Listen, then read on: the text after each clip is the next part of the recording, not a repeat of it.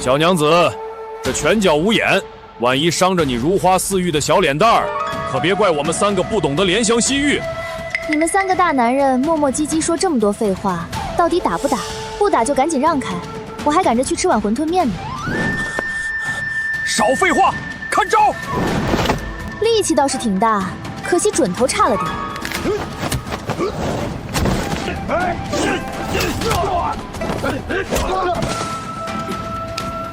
回去再练10年吧，要不要我给你们介绍个好师傅？3位小姐能光临毕府，实在是蓬荜生辉啊！这位就是犬子裴景之，今年24岁，为人老实本分，从未有过什么不好的名声。王爷，我们自然是听说过世子的大名，听说他在朝堂上被陛下问话，连一个字都说不出来。这个嘛，犬子生性腼腆，不善言谈。我看还是算了吧，王爷，这亲事我们高攀不起。就这样的世子爷，怕是连个丫鬟都不愿意嫁给他吧？混账！真是气死我了！父王，孩儿给您丢脸了。王爷不好了！什么是大惊小怪的？外面有个姑娘在咱们王府门口跟3个大汉打起来了。什么姑娘？就是那个之前在阵前骂退蛮族使者的奇女子，叫阿乔的那个。她刚才在街上打了一整天。就是那个单手碎石、飞檐走壁的阿乔。对，就是他。我看他那身手，10个大汉都近不了他的身。等等，他怎么跟人在咱们府门口打起来了？听说是那3个大汉不服气，追过来要继续比试，结果3招就被打趴下了。有意思，真有意思。这个姑娘，我要见见她。我说你们3个能不能有点出息？输了就输了，还追什么追？追上了不还是输吗？行了，赶紧起来滚蛋吧！别挡着王府的大门，万一哪个贵人进出多不好看啊！这位女侠好身手啊！在下镇北王裴仲武，敢问姑娘尊姓大名？民女阿乔，见过王爷。刚才在您府门口打了一架，打扰了，我这就走。姑娘且慢，我有件事想跟姑娘商量，不知可否进府一叙？王爷有什么事就在这里说吧。我这个人不太会说话，怕在贵府里惹出什么麻烦来。姑娘说笑了，就凭你这份豪爽劲儿，我喜欢。实不相瞒，我家中有个世子，性格太过软弱，经常受人欺负。我想请姑娘当他的贴身侍从，不知姑娘意下如何？贴身侍从，那不就是要伺候人的活？我可干不来。不是让你伺候人，是让你保护他，教他怎么做人。月银50两，包吃包住。你要是愿意，今天就能住进来。包吃包住，管饱吗？王府的厨子，你想吃什么就做什么，绝对管饱。行，那这个活儿我接了。不过丑话说在前头，我这个人脾气不好，要是看不惯的事儿，我可是要管的。你放心，我正需要你这样的人来管这府里的风气。今天叫大家来，是有件事要宣布。这位是阿乔姑娘，从今天起，她就是世子裴景之的贴身侍从了。你就是世子？把头抬起来，男子汉大丈夫，老低着头像什么样子？就她一个乡下丫头，能给大哥当贴身侍从？父王，您是不是老糊涂了？放肆！你就是二公子。我听说你读书读得不错，可我怎么看着你把书都读到狗肚子里去了？你敢骂我？我就骂你，怎么了？你要是不服气，咱们出去比划比划，我让你一只手。你一个下人，怎么敢对主子动手动脚？来人啊，把这个疯丫头给我赶出去！3公子是吧？我听说你最近手头很紧，把王爷的字画拿去赌坊卖了不少钱吧？要不要我当着大家的面说说你卖了多少幅，卖给了谁？你怎么知道的？我还知道的可多了呢，你要不要继续听？够了！你一个不知礼数的乡下野丫头，敢在这里撒野！我要去告诉母亲，让她把你赶出去。姐姐，您要不要先说说去年冬天您克扣世子炭火的事儿？您自己屋里烧得暖烘烘的，世子的屋里连个火星子都没有，这就是您当姐姐的方式？你信口喷人！阿乔姑娘，你真是我镇北王府的福星啊！从今天起，你就在府里住下，谁敢跟你过不去，就是跟我过不去。大哥，你看看你找的什么侍从，一个比一个不像话。4公子，您自己的功课都让世子代写了，还好意思说别人不像话？您倒是说说，您哪里像个公子了？真是不知廉耻！来人，给我打服他！世子看好了，今天正好教你第一课，该抬头时别低头。四公子，就这，还有没有更能打的？记住了，欺负老实人，早晚要还的。今天这课，世子学会了没？世子爷，你把头抬起来行不行？脖子上面顶的是脑袋，又不是石头。我今天要去皇宫跟皇子们一起上课，我心里害怕。害怕什么害怕？有我在呢。谁要是敢笑话您，我当场让他哭爹喊娘。哟，大哥今天要去皇宫上课，可别到时候连自己的名字都写不出来，丢咱们镇北王府的脸。二哥您就别操心了，大哥写了名字也没人看，谁会在意一根木头叫什么名字？三哥说的对，木头就是木头。二公子、三公子、四公子，你们三位起得可真早啊！是不是昨晚做噩梦被吓醒了，所以一大早就出来找骂？说什么？我说你们三个大男人，每天不做正经事儿，就知道对自己大哥冷嘲热讽。二公子，您上个月跟人赌钱输了800两，是谁偷偷从账房支银子帮您填的窟窿？是三公子吗？哦，不对，三公子自己的赌债都还不清呢。你胡说什么？我胡说。三公子，您在南城赌房欠了300两，老板说再不给钱就要把您的名字贴在城门口，这事要不要我去跟王爷念叨念叨？四公子，您是不赌钱，您比赌钱还不如。您把世子替您写的功课拿去卖给同窗，一篇策论卖5两银子，可真会做生意。上个月您卖了3篇，这事要不要我当着王爷的面再说一遍？你一个下人，凭什么管我们裴家的事？凭我现在是世子的贴身侍从，凭王爷说了，这个家谁不服我就管谁。三位公子，你们要是觉得委屈了，咱们现在就去王爷跟前评评理，看王爷是向着你们还是向着我。走，不跟这个疯丫头一般见识。你怎么知道他们那些事儿的？来王府第一天，我就把你们家每个人的底细摸了个遍，这点本事都没有，怎么当您的贴身侍从？快看快看，镇北王府的木头世子来了！听说昨天他父王给他相看亲事，3个小姐当场就走了，一个都没看上他。那可不，就他那个木头样，谁家姑娘愿意嫁给他？嫁过去守活寡吗？刚才说话的那2位公子，能不能麻烦你们把名字报上来？我是镇南将军之子赵某，你是什么东西？一个下人也有资格问本公子的名字？你这丫鬟是从哪个犄角旮旯冒出来？赵公子是吧？您爹镇南将军我听说过，当年在边关被蛮族打得丢了3座城池，最后还是裴仲五爷带兵去救的场。您作为败军之将的儿子，有什么资格在这里嘲笑救命恩人的儿子？你放肆！我爹那是战略性撤退。战略性撤退，撤得连帅旗都丢了。要不要我当着大家的面，把当年的事一桩桩一件件都说清楚？孙公子，您爹是翰林学士，专门管编书写史的。我听说您去年参加府试，文章写得狗屁不通，还是您爹托了关系才让您过了府试。就您这样的学问，也好意思笑话别人？你血口喷人！我是不是血口喷人，您心里比谁都清楚。孙公子，我奉劝您一句，有那功夫笑话别人，不如回家多读2本书，省得明年乡试又得麻烦您爹到处求人。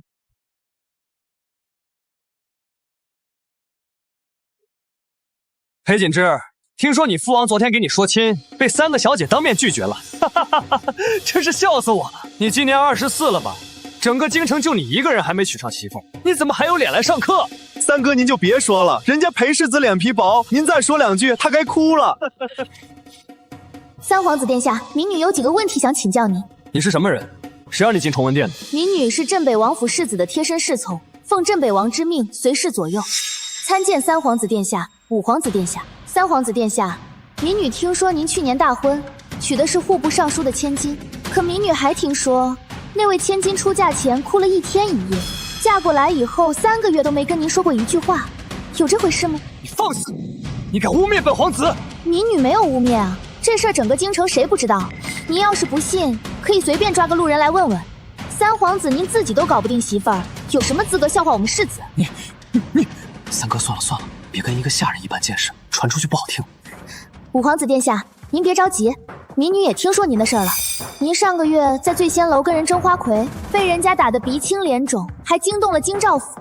这事儿要是传到皇上耳朵里，您说皇上是怪你，还是怪那个花魁？你怎么知道的？这京城哪有藏得住的秘密？两位殿下，民女劝你们一句，管好自己的事比什么都强。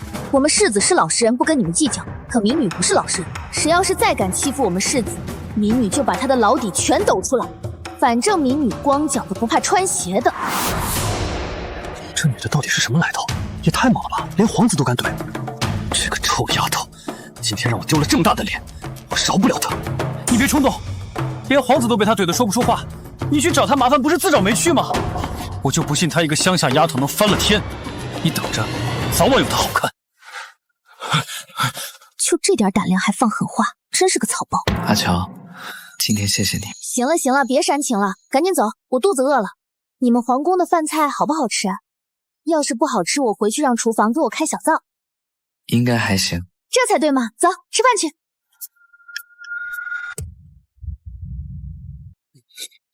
废物也配吃这么好的菜，一边待着去。三殿下，这饭您吃着香吗？怎么，你也想抢本皇子的？不是抢，是讨。我家世子的饭被您端走了，他还没吃饱呢。您要是不还，我就去陛下那儿讨个说法，就说三殿下在崇文殿公然抢食，欺负镇北王府的世子，传出去也不知道满朝文武怎么想。你敢威胁本皇子，你一个下贱侍从，信不信我让父皇砍你的头？砍头？行啊，不过在砍头之前，我得问陛下一句：三皇子殿下今年多大了？抢比自己大的世子的饭还骂人家废物，您这皇子当的可真体面。我怎么了我？殿下要是觉得自己有理，咱们现在就去御书房，当着陛下的面说道说道。还有世子特意让人加的药膳，世子身子弱，太医开的方子，您全吃下去了，不怕补得流鼻血？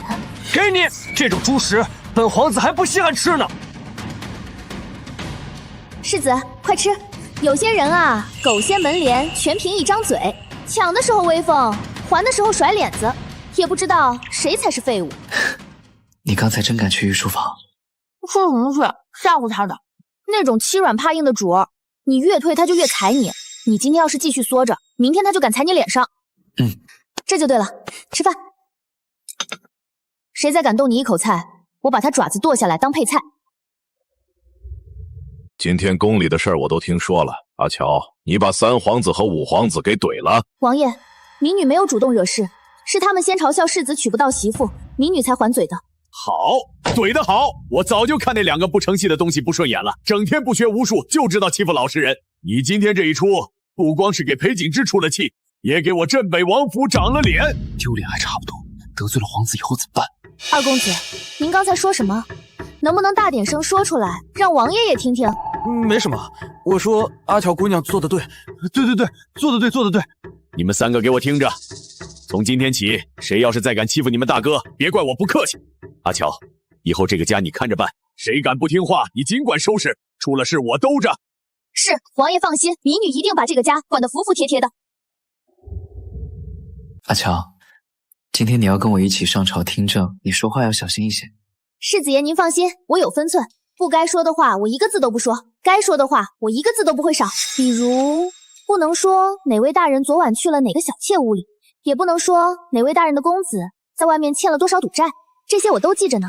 不到万不得已，我不会说的。你这个人真是……行了行了，别磨蹭了，上轿，再不走该迟到了。到时候御史台那帮老头子又要参您一本。这姑娘就是昨天在崇文殿把三皇子和五皇子怼得说不出话的丫头。对，就是她。听说她一张嘴比刀子还快。镇南将军家的赵猛昨天被她揭了老底，回去哭了一晚上。惹不起，离她远点。你就是镇北王府新来的那个侍从。民女阿乔见过张大人。张大人您今儿气色不错，昨晚一定睡得很好吧？一个女子竟敢公然出入朝堂重地，成何体统？镇北王真是越来越不像话。张大人，民女记得您上个月上了一道折子，说镇北王治家不严，几个公子在外面惹是生非。你想说什么？现在王爷请了民女来管这几个公子，你应该高兴才对啊。怎么，民女把公子们管得太好了，您反而没东西参了，心里不痛快？你一个下人，也敢议论本官？民女不敢议论大人，民女只是觉得大人应该鼓励王爷这种知错就改的精神，您说是不是这个理？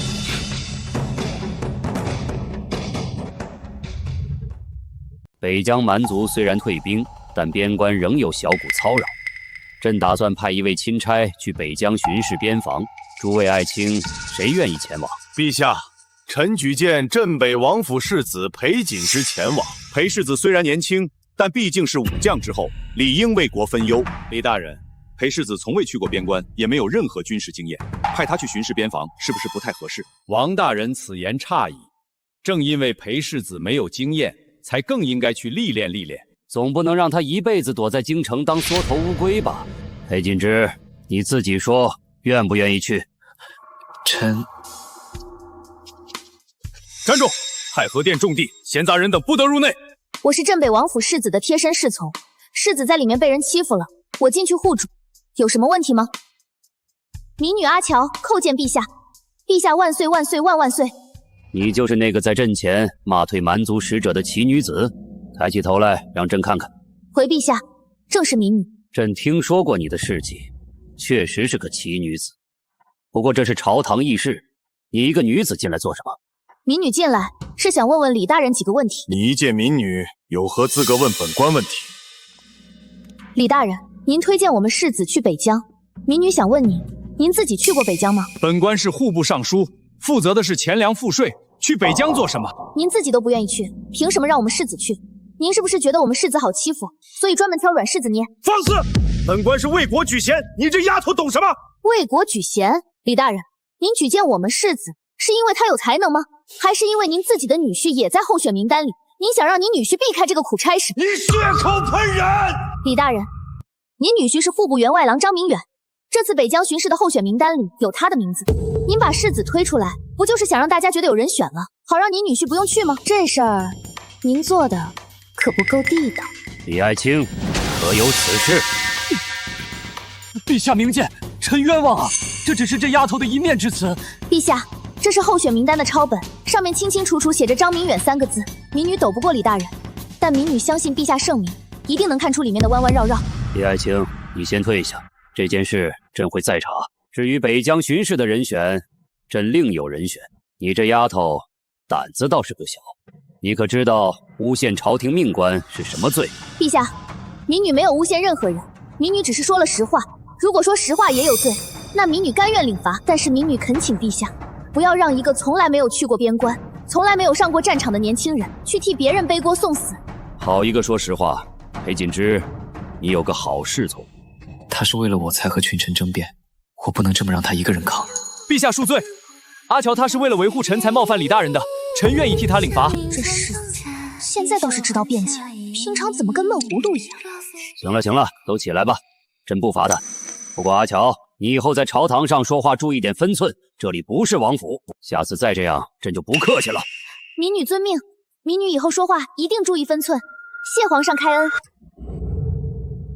小姑娘有胆量，李长河那个老狐狸在朝堂上嚣张了几10年，今天被你一个小丫头怼得下不来台，真是大快人心。大人过奖了，民女只是见不得有人欺负我们世子。裴圣子，你这侍从找得好啊，以后谁再敢小看你，先问问他答不答应。多谢大人。阿乔，你今天差点惹上大祸，那是户部尚书，朝中重臣。管他什么部尚书，欺负您就是不行。再说了，我说的都是实话，他那点小心思谁看不出来？只不过没人敢说罢了。你大可不用这么拼。我阿乔这辈子最看不惯的就是好人被欺负。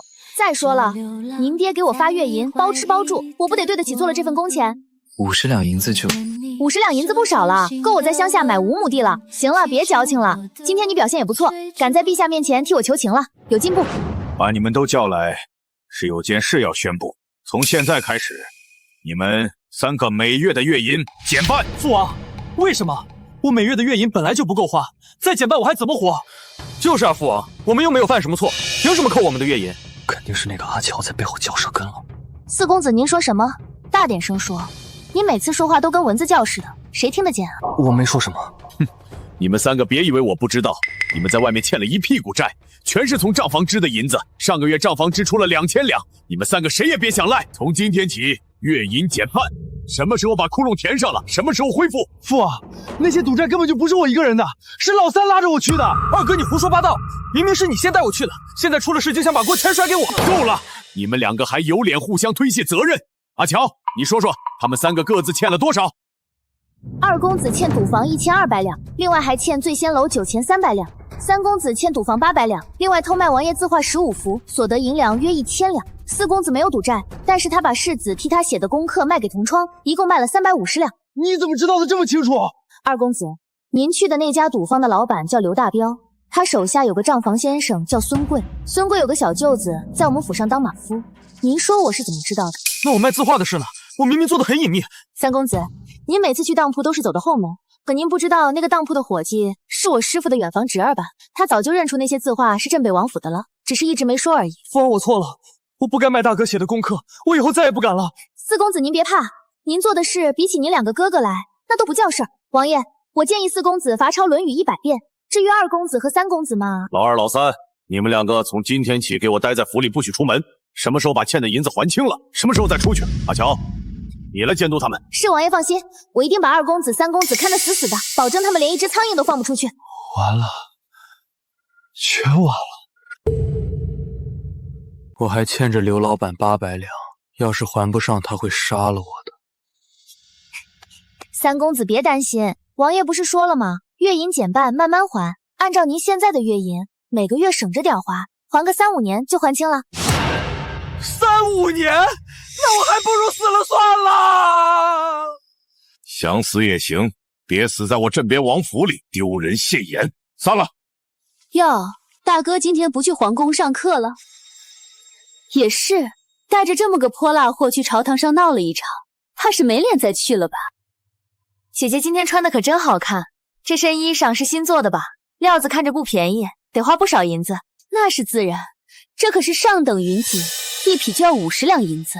姐姐好有钱啊！可是我记得王爷上个月不是说了吗？府里开支太大，所有人月银减2成。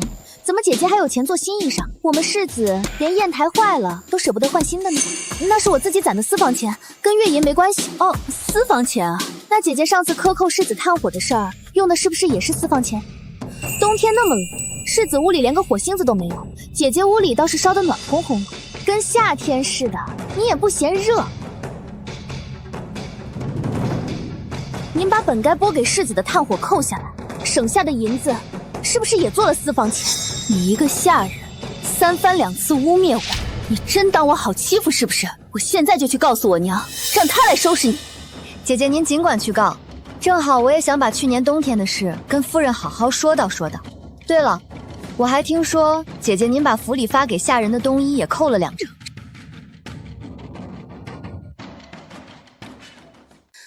那些下人们冬天冻得直哆嗦，有几个都生了冻疮。您说这事儿要是传到王爷耳朵里，您还能不能继续管这府里的内务？你血口喷人！姐姐，我有没有血口喷人，您心里比谁都清楚。以后规矩点，该给世子的东西一样都不能少，不然我现在就去王爷跟前，把账一笔一笔算清楚。你不怕他去告状？他不敢。他克扣下人的冬衣，这事儿要是被王爷知道了，他和他娘都吃不了兜着走。这种人就是欺软怕硬，您越是退让，他就越得寸进尺，所以对付他就得一步退都不让。走，去书房，我陪您练练字，顺便教您2招防身的功夫。世子爷，就一个简单的扫堂腿，您怎么又把自己给摔了？我不是跟您说了吗？重心要稳住，别往后仰。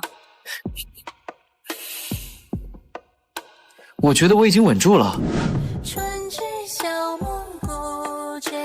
您这身子骨太弱了，腿上没力气。从明天开始，每天早上绕着花园跑10圈，跑完再扎半个时辰马步。10圈？10圈算什么？我以前在山上练功，每天跑50里山路，还是背着石头跑的。您这条件比我好多了，别给我找借口。我能不能少跑2圈？不行，讨价还价加2圈，12圈。来，再试一次扫堂腿，这次我扶着您的腰。你能不能别扶着我的腰？不扶腰我怎么帮你找重心？男子汉大丈夫扭扭捏捏的像什么样子？专心。比刚才好了一点，但还是不行。明天继续练，今天先到这里吧。您该画那张玉图了，我不打扰您。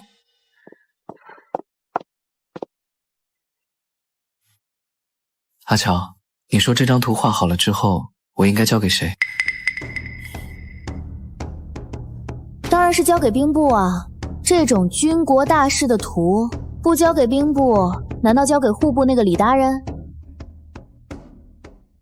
我怕这张图落到他们手里，反而坏事。那您就直接交给皇上。上次在朝堂上，我看皇上对您还挺和善的。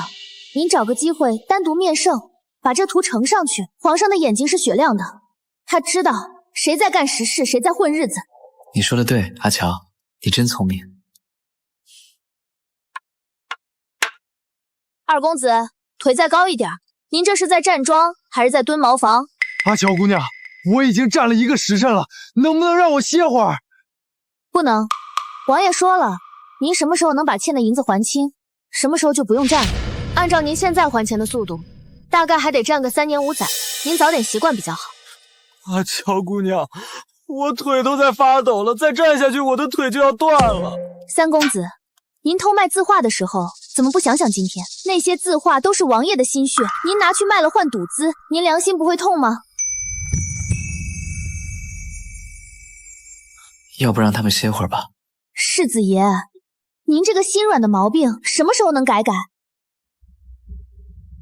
世子爷，他们欺负您的时候，可从来没觉得您可怜。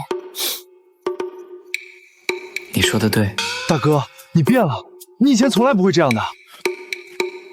那个乡下丫头有什么好的？你们一个个都挺好的。三公子，我听得见，您要是在背后说人坏话，今天的站桩加1个时辰。这个阿乔真是一把好刀，今天他把老2、老3、老4还有裴婉宁全给收拾了。我这个当爹的省了多少心？可不是嘛，老奴在府里当了20年差，头一回看到几位公子这么老实。以前他们闹腾起来，谁也管不住。我之前请了多少个教习先生，没有一个能管住他们。没想到一个乡下丫头来了不到半个月，就把这几个混账东西收拾得服服帖帖。王爷，阿乔姑娘虽然能干，但她毕竟是个外人，这样把府里的事都交给她，会不会有什么不妥？她没有私心，她做的一切都是为了裴锦之。一个没有私心的人，比那些满肚子算计的自己人可靠多了。王爷说的对，那几位公子那边要不要再加点约束？不用，让阿乔放手去管，我倒要看看那几个不成器的东西还能翻出什么浪花来。世子爷您别照了，再照镜子都要被您照出一个窟窿来了。您穿什么都这样，不会因为多照2下就变成另外一个人。阿乔，今晚的宫宴，陛下请了所有3品以上的官员，到时候会有很多人。人多怕什么？人多我发挥得更好。您忘了我上次在太和殿是怎么怼户部尚书的啦？你是不怕，可是我怕。我这张嘴您还不知道，您就放心吧。今晚谁要是敢说您半个不字，我让他明天在整个京城都抬不起头来。那好吧，不过你答应我，除非万不得已，不要在宫宴上闹事。您放心，我有分寸，只要没人先挑事儿，我保证安安静静的吃完这顿饭。但要是有人先找茬，那我可就不客气了。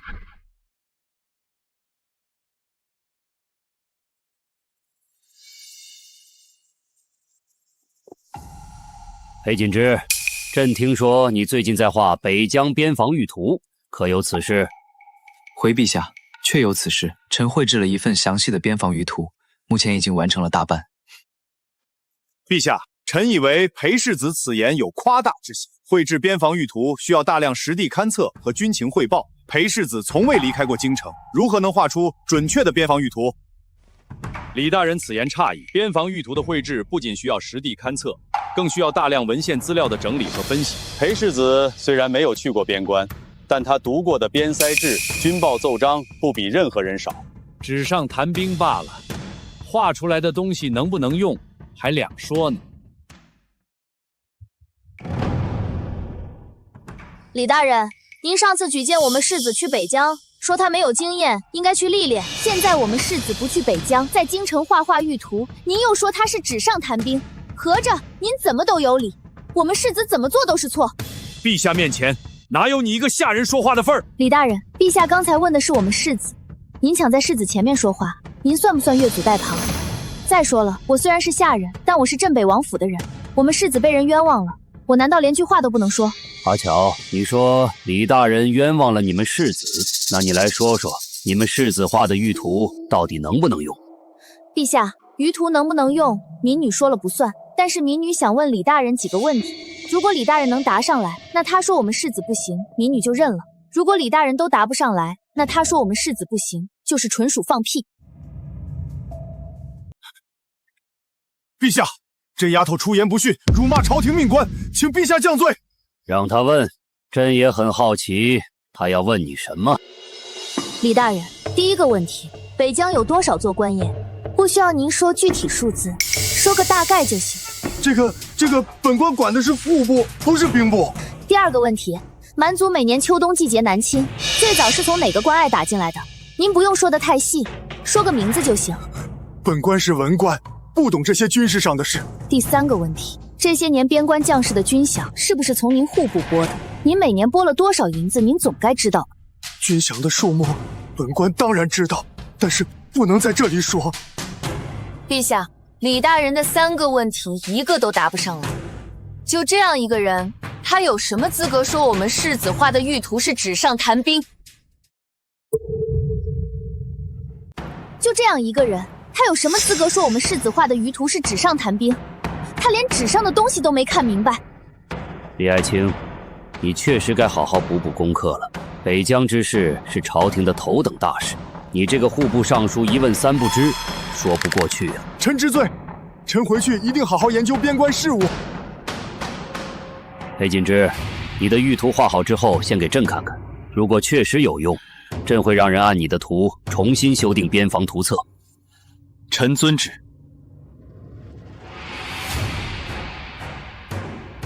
裴世子，刚才在陛下面前可是出尽了风头啊。不过你别得意，画鱼图跟真刀真枪上战场是两码事。你这种只会耍嘴皮子的，到了战场上，怕是连马都上不去。赵公子，您上次说自己上过战场，是在哪儿上的？您爹镇南将军当年撤退的时候，您是不是跟着一起撤的？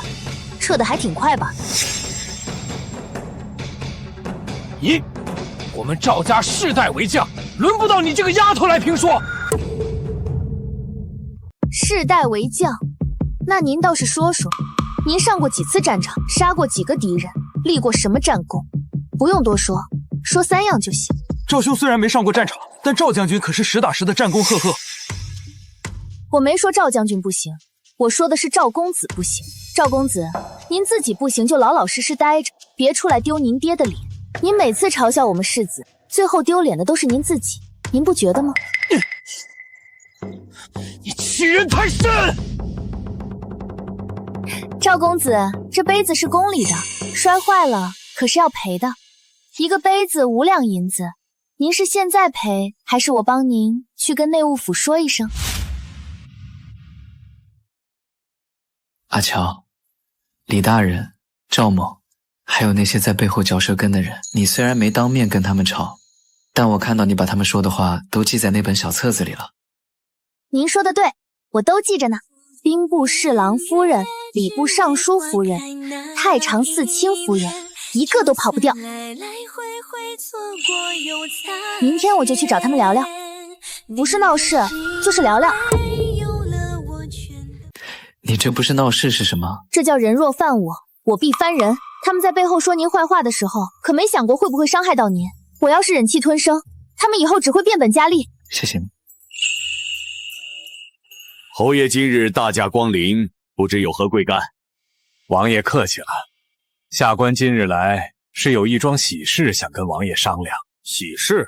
什么喜事？下官有一女，年方18，知书达理，琴棋书画样样精通。下官想把她许配给贵府世子，不知王爷意下如何？侯爷，您应该知道，我家裴锦之之前被拒了不止1次亲事，您怎么突然想把女儿嫁过来？那些人有眼无珠，看不到世子的好处，下官可是看得清清楚楚。这半年来，世子在朝堂上的表现有目共睹。上次呈给陛下的北疆边防鱼图，陛下可是当众夸赞的。就因为这个，王爷是明白人，下官也不拐弯抹角了。实不相瞒，下官看上的是世子身边那位姑娘。什么意思？就是这位阿乔姑娘。下官听说她一张嘴能抵千军万马，在朝堂上连户部尚书都敢怼，在宫宴上把镇南将军的儿子怼得摔杯子。下官的女儿要是嫁进王府，有阿乔姑娘在旁边帮衬着，保管没人敢欺负。侯爷，您的意思是，您女儿嫁给我们世子，条件是我也得陪嫁过去当帮手？不是，姑娘误会了。下官的意思是，有姑娘在王府坐镇，下官女儿嫁过来之后，日子能过得安生。下官就这一个女儿，不想让她受委屈。所以您不是冲世子来的，是冲我来的。您觉得世子没有我就护不住您女儿？侯爷，你这是在侮辱我镇北王府。我儿子再不济，也不至于要靠一个侍从来撑门面。王爷息怒，下官绝无此意。下官只是觉得世子和阿乔姑娘珠联璧合，有阿乔姑娘在，世子将来前途不可限量。下官把女儿嫁过来，也是看重这个。侯爷，多谢您的美意，但是这桩亲事我不能答应。世子，你说什么？我不能娶您的女儿，我已经有心仪的人了。裴景之，你说什么？你什么时候有心仪的人了？是谁？是阿乔。你要娶一个侍从，一个乡下丫头？父王，阿乔不是普通的侍从，这半年来没有他，我可能还是那个被人嘲笑的木头世子。那个王爷，既然世子已经有了意中人，那下官就先告辞了，改日再来拜访。侯爷慢走，今天的事多有得罪了。你知道你在说什么吗？你是镇北王府的世子，将来要继承王位的。你娶一个没有家世、没有背景的乡下丫头，朝堂上那些大臣会怎么看你？皇上会怎么看你？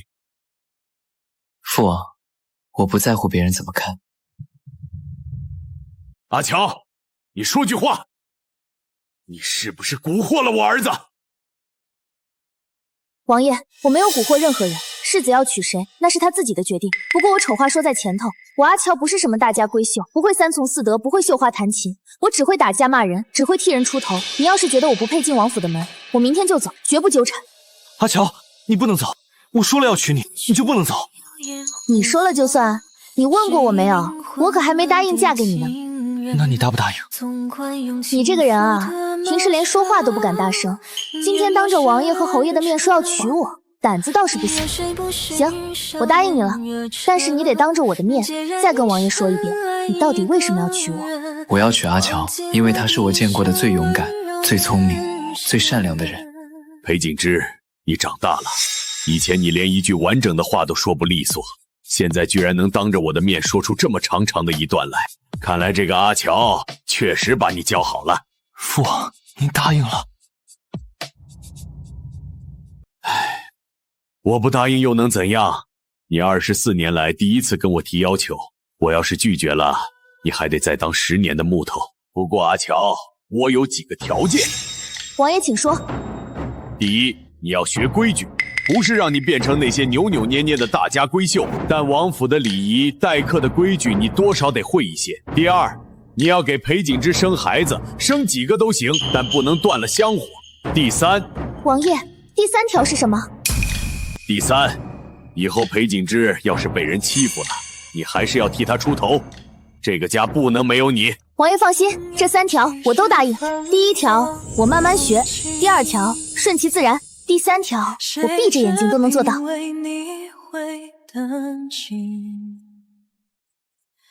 行了，那就这么定了，挑个好日子把婚事办了。裴景之，你去把这件事儿告诉你那几个弟弟和姐姐，让他们也高兴高兴。王爷，宾客们陆续到了，赵将军到了，王尚书到了，还有3皇子殿下和5皇子殿下也来了。都请进来吧。今天是大喜的日子，不管以前有什么过节，都给我客气点。王爷，那个镇南将军的儿子赵蒙也来了，还带了一大帮武将子弟，老奴怕他们闹事。怕什么？今天阿乔在，他们要是敢闹事，那就是自找没趣。让他们进来，我倒要看看他们能翻出什么浪花。今天本来是想来看笑话的，没想到那个乡下丫头还真嫁进王府了。嫁进来又怎么样？还不是一个没教养的野丫头。以后有她丢人的时候，小声点儿。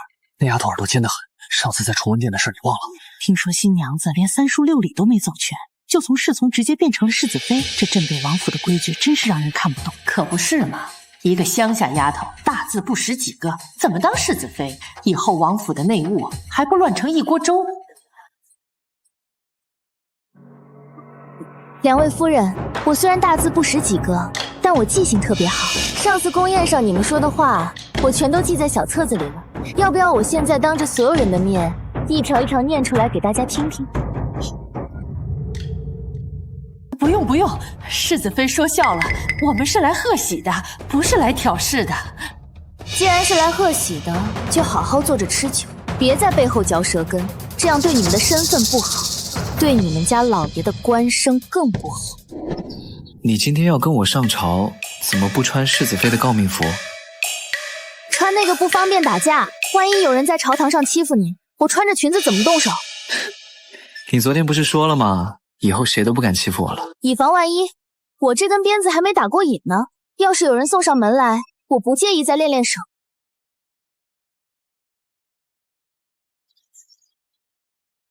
她怎么又穿成那样了？不是都当世子妃了吗？你管她穿成什么样，反正咱们离她远点就行了。二哥三哥，你们别说了，她耳朵尖着呢。三位公子，今天起得挺早啊。对了，从下个月开始，你们的月龄再减2成。我已经跟王爷说过了，王爷同意了。什么？又减2成？那我还怎么活？二公子，您欠的债还没还清呢，省着点花吧。再说了，我这个世子妃刚进门，总得做点事立立威，就拿您开刀了，您忍忍吧。为什么又是我？因为你好欺负啊。走了，锦之哥，上朝去，再不走该迟到了。你叫我什么？叫你锦之哥。怎么了？不爱听？